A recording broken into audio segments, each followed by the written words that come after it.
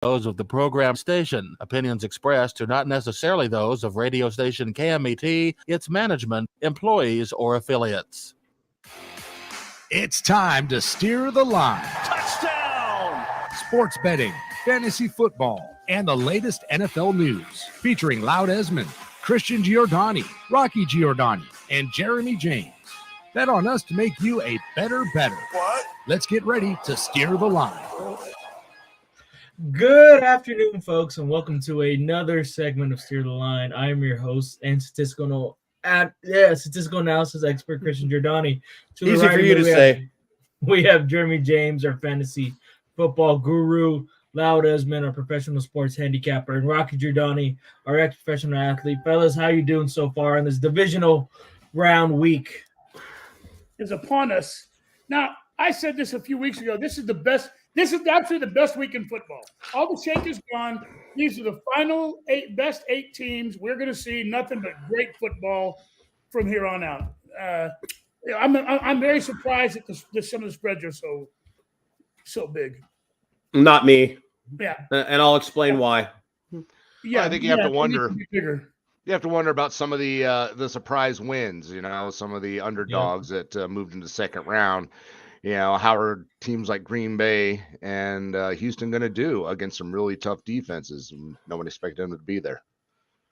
Jeremy, the Raiders hired Antonio Pierce as the full-time head coach. How do you feel about it as a Raiders fan? I feel like it's a special day in Raider Nation. I feel like a championship is coming in the near future to Raider Nation.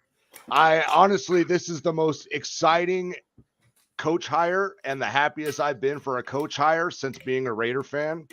It's always been, open-minded. Bill O'Brien. Open-minded optimism. I was like, okay, maybe we got something here. We'll see. We got something now. I can feel it. Nation can feel it, and everyone inside Raider Nation is fired up. Yeah, they seem to respond. Everybody likes him. I'm happy with the hire also. I think it's a good thing for the Raiders. The coaching trend in the NFL in terms of coaches that are showing success are guys that used to be players. D'Amico Ryans, Dan Campbell, Mike Vrabel, who I still can't believe the Titans fired. They gave that guy like a great running back and a bunch of spare parts to work with for 10 years, and he consistently got that team into the playoffs.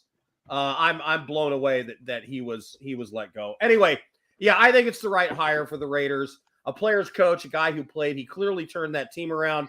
The players all wanted him.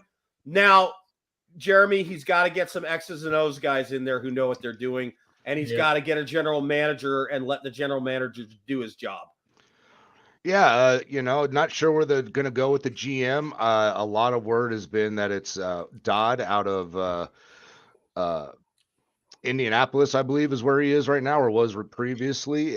He's been, what I understand, there today along with Antonio at the Raiders facility.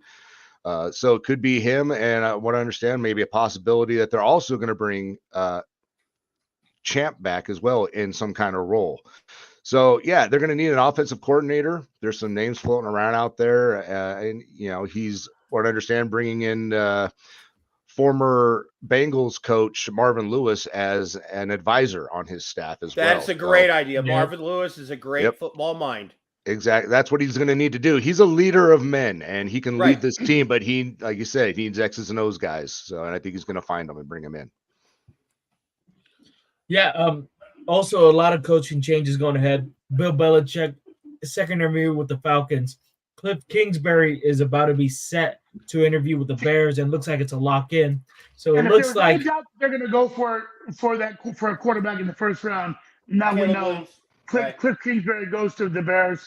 They definitely draft a quarterback from USC. So it looks like Cliff Kingsbury is going to be the OC in Chicago, which means Caleb Williams is most likely going to be the number 1 overall pick going to Chicago, which means Justin Fields out. Where does he go, Jeremy? Does he go to Atlanta? Does he go to Pittsburgh? What's a great team or a good fit for him? I think there will be teams interested. I really do. I think it may be a little longer than we expect because I think the Bears are going to hold out for thinking they can get a number 1 for him. I think they're gonna have to settle on like a combination of a 2 and a 3 maybe over the next couple of years. And I think there's teams that'll throw that at him to get Justin Fields. Who it's going to be, I don't know. I mean, there's a long list of teams that need quarterbacks right now. I guess you would look outside of the teams that need a quarterback outside of the top 10 in the draft, and may need to do a little maneuvering to get a quarterback in that they'd be happy with. And a team like Atlanta, Denver. I've heard rumblings of him in Las Vegas even. So there's a lot of teams that could use him. It's just, I'm interested to see what the Bears do. New regime in Vegas, high enough draft pick. I think they're going to draft a quarterback, Jeremy. I'm hoping my hope is that they find a way to trade up, get one of their guys, hop into the top 10, get who they want. There's a handful of them. And I would love to see them make this kind of move. They always seem hesitant when it comes to just jumping in. If they got a guy they love, I say hop into the top 10, give away some draft picks, and get your guy to go with this new regime. Who is your guy for the Raiders, Jeremy, in this draft? Honestly, I don't know enough about all these quarterbacks yet. As a playoffs end, I'll start hearing and reading and looking at more about them. But I hear the pros and cons about some of the top names. Williams, May. I know that there's a connection between him and Jaden Daniels with AP. Used to coach over there. And Jaden's an Inland Empire boy, so why not? I'm sure he's a Raider Nation anyway. Here's the move. If I'm the Raiders, you're not winning a Super Bowl next year. Not happening. Probably not 2 years from now. Maybe 3. There is a quarterback who is very talented, who is going to drop to the second round. And that's Michael Penix Jr. Mm-hmm. Michael Penix Jr. is going to drop to the second round because of his injury history. He got injured, blew an ACL freshman year at Indiana. 2 years later, he blew the ACL in the other leg. A year later, shoulder injury required surgery, ended his season.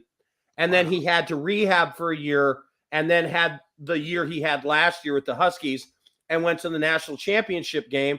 And let's face it, he played the worst game he played his entire year in that game.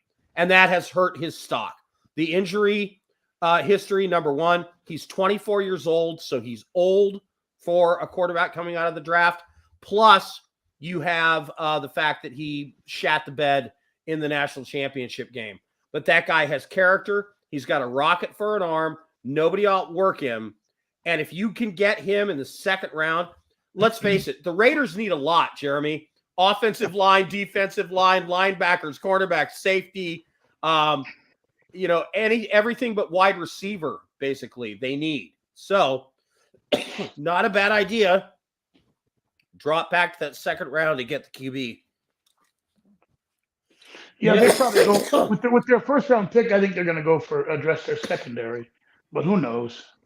That's what I'm saying. Second round you get the quarterback. All right, well, I think that's enough talking about the future. Let's talk about the divisional round going ahead. The Texans go in to face the AFC champion Baltimore Ravens with a 9.5 deficit against the odds. Lou, how do you like that line? What I said going into the game, I said I like the Browns, but here's the thing. If Flacco turns it over, that could kill them. And that's exactly what happened. He turned the ball over twice. One was a pick six. That game was over. And so are the Texans really that good? Given what the Ravens did in the last 2 real games that they played, they boat raced the Dolphins and then smashed the 49ers in 49er land. And now they've had 2 weeks of rest. And you have a rookie quarterback and a rookie coach going up against the Ravens. By the way, let me throw this stat out there. Since the change in the NFL, where they added a wild card team and only one team gets a bye, the teams that get a bye in the first round are 7-1. They are 6-2 against the spread. And 5 of those 6 games were 12 points or greater in terms of a win.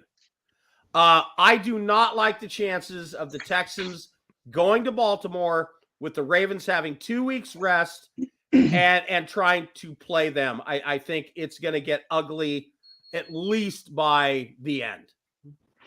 I agree. The glass slipper comes off. It's over for the Houston Texans. They did great.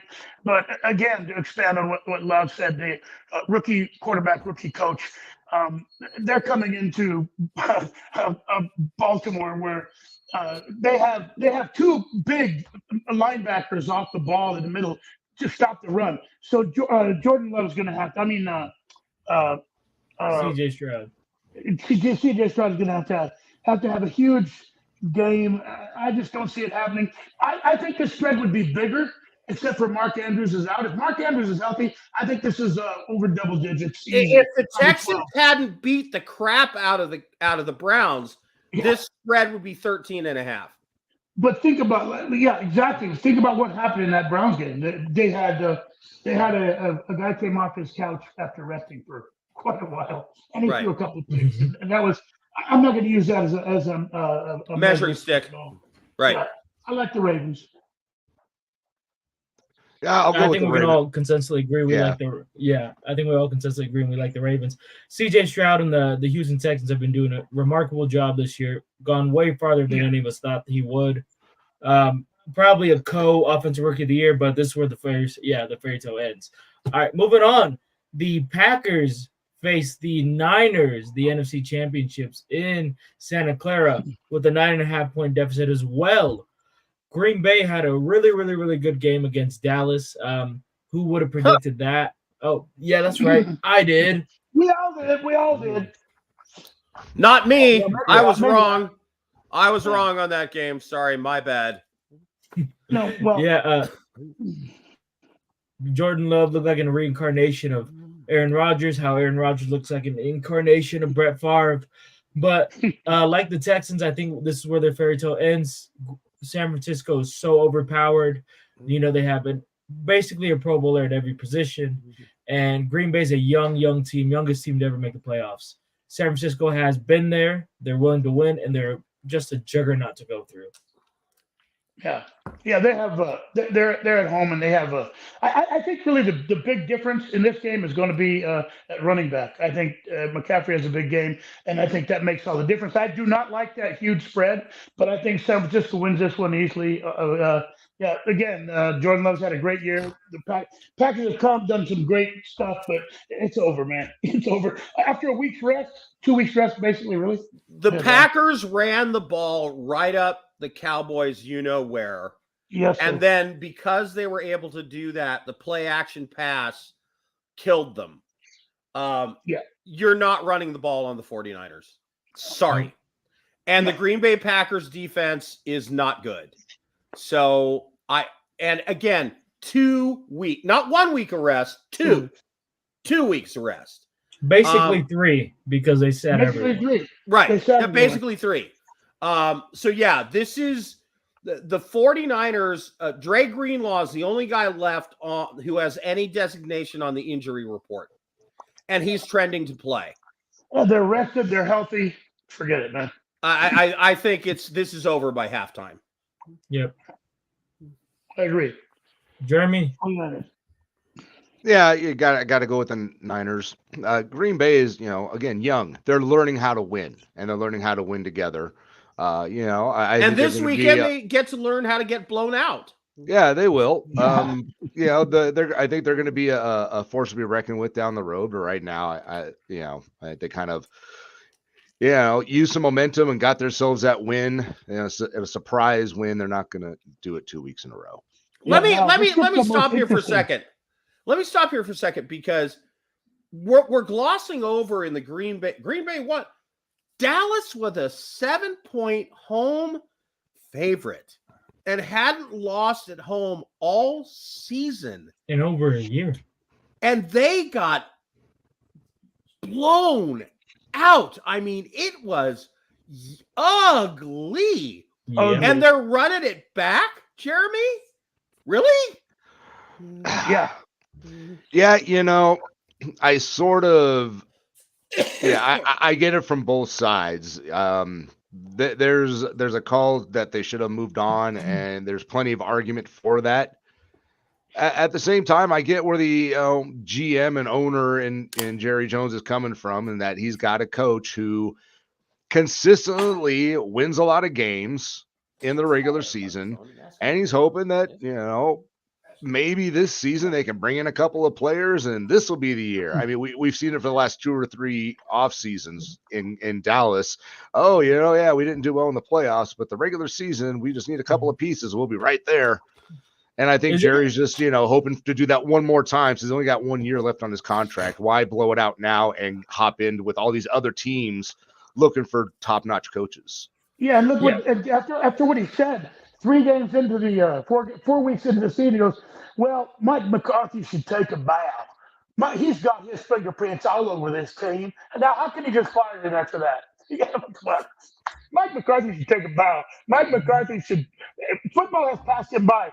Anybody who knows anything at all about offensive schemes is watching old football with Mike McCarthy. The play designs are horrible. Horrible. What it reminds me of is Al Davis in the last few years. Bad decision after bad decision, grasping, groping, and it's just not working out well. Desperate to win before he dies. I think the biggest... That press conference of the Raiders, did you guys all see that? Oh, yeah. No, not happening. Yeah, we saw it, Mike. No. No. Look, all right. My biggest thing is Dak Prescott is the problem in Dallas. I'm surprised no one's really talking about it. This is his fourth consecutive year choking in a playoff game. That's what Dallas quarterbacks get paid to do. Yeah. Since Troy Aikman. Yeah. They haven't had a quarterback who could win in the playoffs since Troy. They had lots of great regular season guys, but and Troy Aikman doesn't remember winning any of those games. They're all allergic to the playoffs. Right. Yep. All right, let's talk about the other 2 games, shall we? Lions and Bucks at Lions +6 Bucks. The most Tampa Bay blew out Philadelphia, made Jason Kelsey retire. Do you like the Bucks going into Detroit, Jeremy? I still like Detroit at home. I think these teams are fairly evenly matched, honestly, as far as talent, how they play the game. I think it's going to be a fun one to watch. I just think Detroit's still going to pull it out. I think they have a little better offense. I think they're going to have momentum again. Mo. But yeah, I think it's going to be close, and I think it's going to be a lot of fun. I have a feeling like Detroit may win it on the last drive of the game kind of thing. Easily the most interesting matchup of the weekend, as far as I'm concerned. But for this to be close, or for the Bucks to win, so it's really difficult to run the ball against Detroit, and the Bucks can't run the ball at all anyway. So for them to make it close or to win this game, our boy is going to have to throw 40 Mayfield is going to throw 50 passes in this game. He's going to have to, and be almost perfect, and be perfect for them to come close. He's going to have to throw over 50 here's the fascinating thing. The Detroit Lions' weakness is giving up explosive pass plays. Yeah. That's what their defense does more than any other team in the league. And what does Baker Mayfield do? Back up, hit the goalpost, fall down almost, trip over somebody, spin around, throw a prayer up 60 yards down the field, touchdown Godwin. I mean, that is the guy headbutts people with helmets with no helmet on. Okay. I mean, this is who we're dealing with. And so I could see the Lions getting out to a comfortable lead and then Baker Mayfield going off. And all of a sudden, in 2 minutes left, it's 35-32, right? Yeah. My bet on this game is the over. The Lions will score. They're at home. It'll be nuts. They're going to do well on offense. And Tampa Bay is going to get a couple crazy scores late. I see this going, this is my bet on this game, is over the 50.5. Yeah, I think the best over of the weekend is the San Francisco Green Bay game, in my opinion. That's the over, the best over, in my opinion. And we haven't talked about what is probably the most intriguing game. Yep. Bills Chiefs for the third time.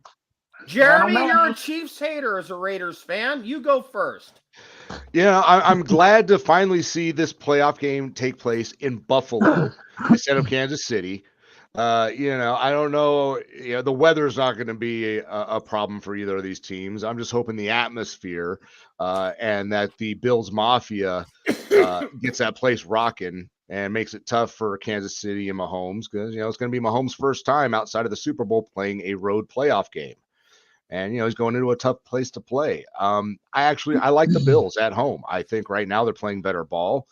And I think they're going to pull it off. I think they knock KC off. I think it's close, though. By the way, you want to know how crazy the Buffalo fans are? They were told to show up to the game up to 2 hours early if they wanted to have the snow out of their seats because they had to clear them themselves. Cool.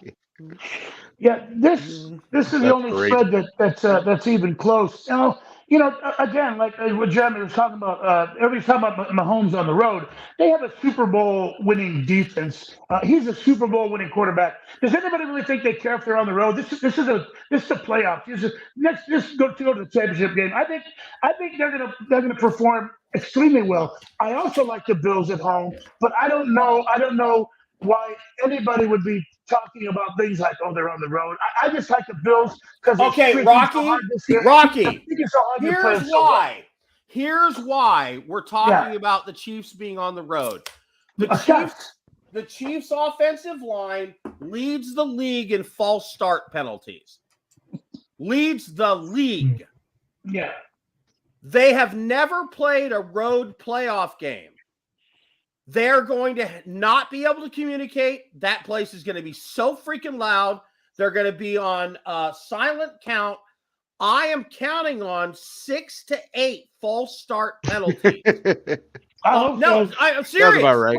I'm seriously, Jeremy, you laugh, but no, it sounds about right. The way they've been going this season, someone's clapping too loud. They get a false start in Kansas City. I mean, I'd hate for the center to, sneeze or fart. It's gonna send them back 5 yards because they can't hear what's going on. No, and on the road in a playoff game, those penalties are drive killers. Yeah. My bet on this game, though, is under 45.5. Well, from your lips to God's ears, I hope the Bills win this one. The Chiefs have a great defense, and I think the Chiefs' offense is going to struggle being on the road and having 2 tackles that are very prone to false starts and holding penalties. So I think, like you, Rocky, the Bills pull it out. It's going to be close, and it's going to be a rock fight, and it's going to be under. And the difference is going to be Josh Allen running. Yeah, I got the Chiefs going, and for one reason only. It's the Chiefs and the refs, man. I'm sorry. I'm actually rooting for the Bills in this game. The refs, no more. There's no worse calls against the Chiefs. The Chiefs, they get a call. They cheat for them. I'm convinced of it. It's gonna come down to a penalty, and I think it's going to come over in the Chiefs' favor. So I got the Chiefs +2.5. No. The Buffalo Bills are due, and a Bills Ravens. But it's the Buffalo Bills. Let's remember, it's the Buffalo Bills. At the right time. It doesn't mean they can't go to the Super Bowl. It just means they can't win. All right. So do you want to hear what my actual bets are this weekend?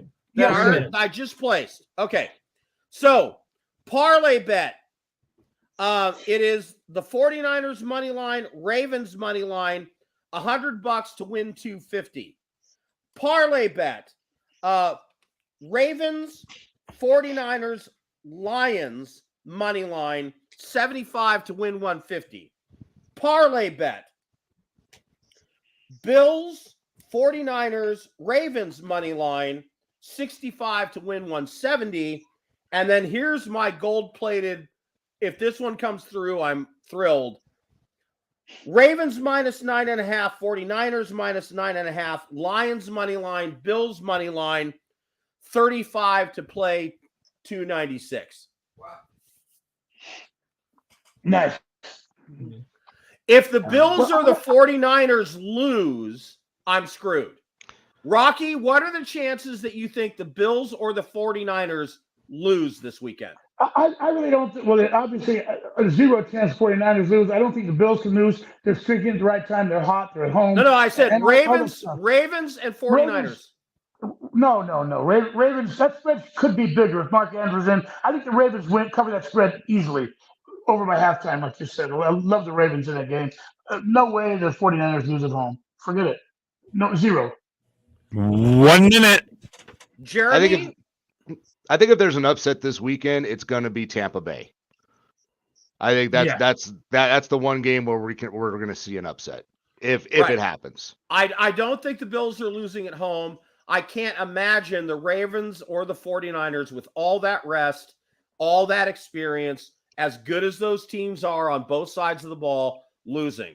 So my big concern is, can they cover the spread? And I sure as hell hope so, because I'll get paid, baby. And that's what sports betting's all about. Show me the money. All righty then. All right, fellas. I think that's it for this week. Jeremy, hold your Raiders belt up high. Hold it up high. Let's go see. We will see you guys Friday, the Friday before the championship round. Ravens.